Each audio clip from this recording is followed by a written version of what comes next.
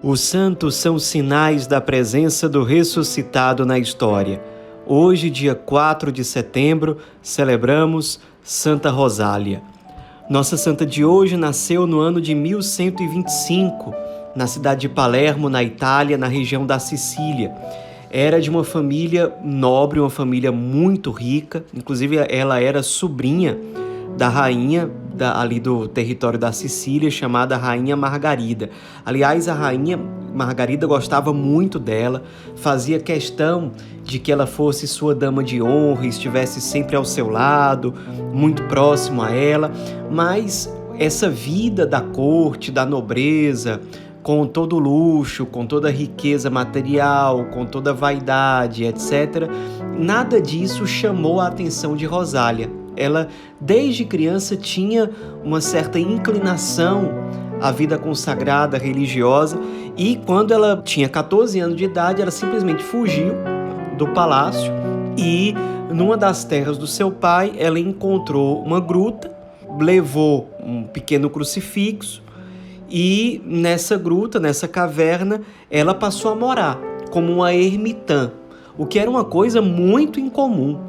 Não só naquele momento, mas em toda a história da igreja, é muito raro encontrar uma mulher ermitã, ou seja, que tem uma vida consagrada religiosa de total solidão e uma vida de reclusão e uma vida solitária, que não é uma vida comunitária. Mas foi assim que ela viveu. Passou a se dedicar totalmente à oração, ao silêncio. Essa caverna onde ela morava ficava perto de um mosteiro beneditino e os monges, aos poucos, foram aceitando que ela participasse das celebrações a uma certa distância. Um dos monges se tornou o seu diretor espiritual e ela foi aprofundando a sua espiritualidade e confirmando o seu chamado, a sua vocação para a vida solitária. A rainha Margarida, sabendo dessa inclinação vocacional e gostando muito de Rosália, dá para ela um terreno de presente, uma terra muito bonita, com um monte elevado, sobre o qual existia uma gruta, chamada Gruta da Quisquinha. Lá nessa gruta já havia uma capela e perto dessa capela um outro mosteiro beneditino. Então ali era um lugar mais isolado, ainda mais bonito, onde a Rosália podia morar sozinha, dentro da caverninha, totalmente dedicada à oração, aos jejuns, aos sacrifícios, às penitências e em silêncio. Os monges beneditinos, aos poucos, foram espalhando histórias sobre ela, porque eles, claro, eram muito surpreendidos pelo exemplo daquela mulher que vivia sozinha no meio do mato, numa gruta, e que frequentemente ia ao mosteiro para se confessar, para buscar direção espiritual, para participar de celebrações litúrgicas, e aos poucos a história dela ficava conhecida por aí. E ela, lá em cima do monte, vivendo de forma totalmente isolada, começou a receber a visita das pessoas em geral. O povo começou a procurar, sabendo que ali se tratava de uma santa. Então eles iam procurá-la para que ela rezasse por uma criança, para que rezasse por um enfermo, para que ela aconselhasse em alguma situação. Muitas vezes ela procurava ficar mais isolada, reclusa, em silêncio, mas as pessoas iam muito atrás dela, porque sabiam que ali era uma grande fonte de espiritualidade, de encontro com Deus. De fato, era alguém tão entregue em Deus que encontrá-la, de certo modo, era encontrar o próprio Deus, porque Deus transparecia nela de uma forma muito clara e de uma forma muito singela, muito simples. Ela transmitia essa paz que representa concretamente a presença de Deus. Então, ela era, de fato, muito procurada. Acabou morrendo, no fim das contas, no dia 4 de setembro de 1160. E aí, parece que a devoção cresceu ainda mais por ela.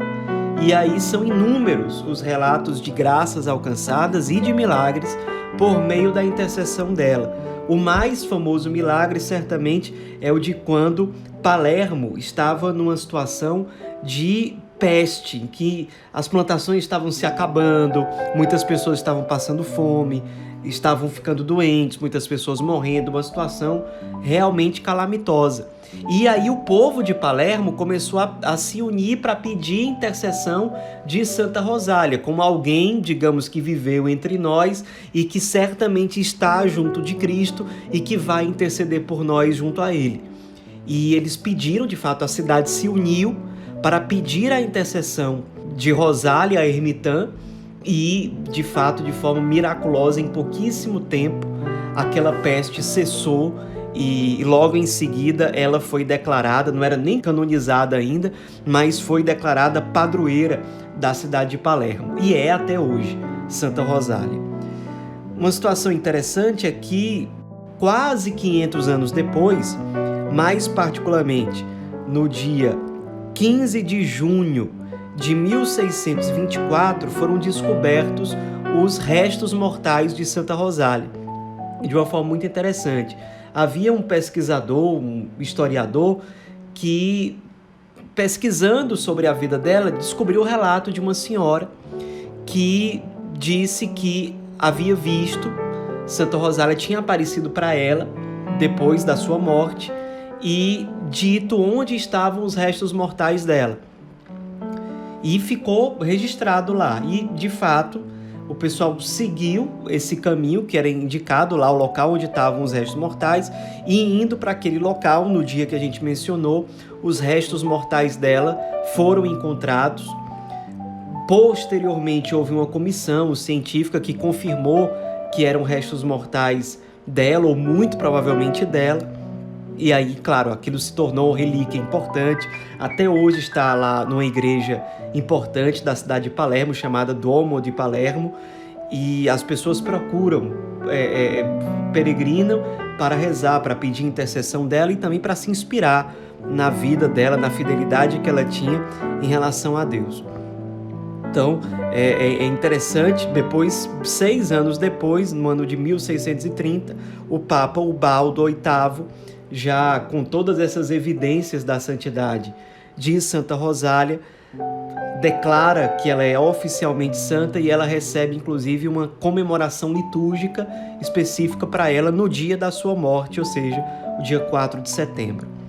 Nos inspiremos na vida dessa santa tão diferente, uma mulher que seguiu um chamado divino para viver na solidão, sozinha, se ofertando por amor a Deus, pela salvação da humanidade, na oração, na penitência, no jejum, no silêncio, e que mostra tanta solidariedade, tanta compaixão diante da dor do outro, especialmente através da sua intercessão.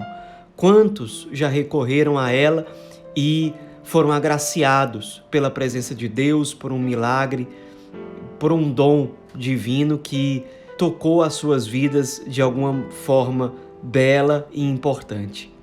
Santa Rosália, rogai por nós.